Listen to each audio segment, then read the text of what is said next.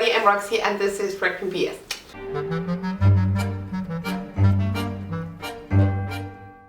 Please excuse me for the poor lighting. The weather has been weird and I'm so sorry. So this is the second part of a book haul. If you want a little more context or if you missed the last book haul, I'm going to leave the link here in the eye so you can check it out, and down below too. This is the non-fiction section. So let's start with this one.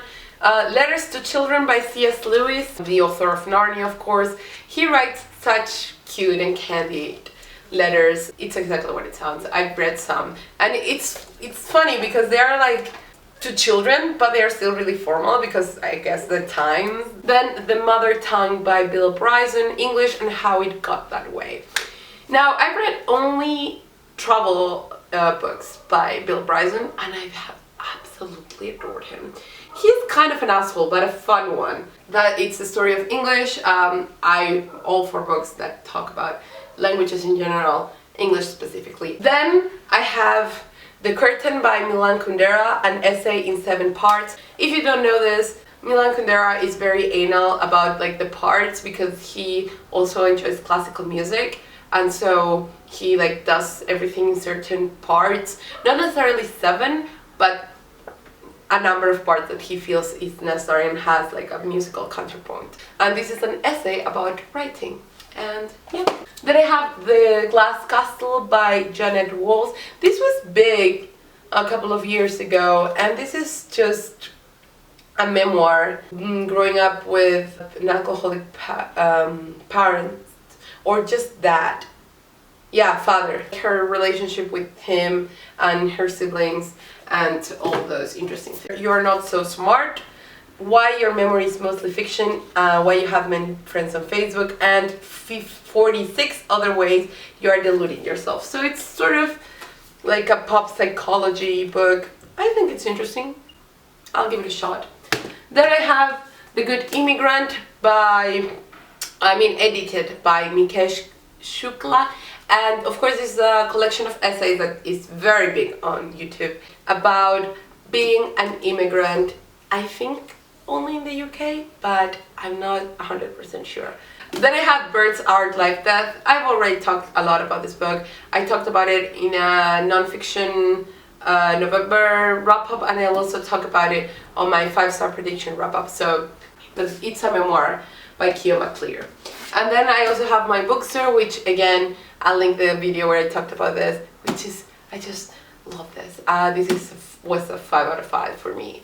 And it's a collection of essays by different authors on why they love their favorite American bookstores. It's just great. It's a love letter to bookstores everywhere. Then I have another Harvard Classics, but this is lectures, and it's just a collection of lectures on poetry, history, natural science, philosophy, biography, prose fiction, criticism and the essay, education, drama, voyage and travel, religion, political science. I mean, how can you not want to read this, honestly? Just great. Different authors. This one's great. It's an old edition of the Oxford Companion to English Literature. I love Oxford Companions. Of course, I can't afford many. I also don't have much space for them. But I love them. And this is edited by Margaret Drobbles. One of the last books I want to talk to you about is Steve Jobs by Walter Isaacson.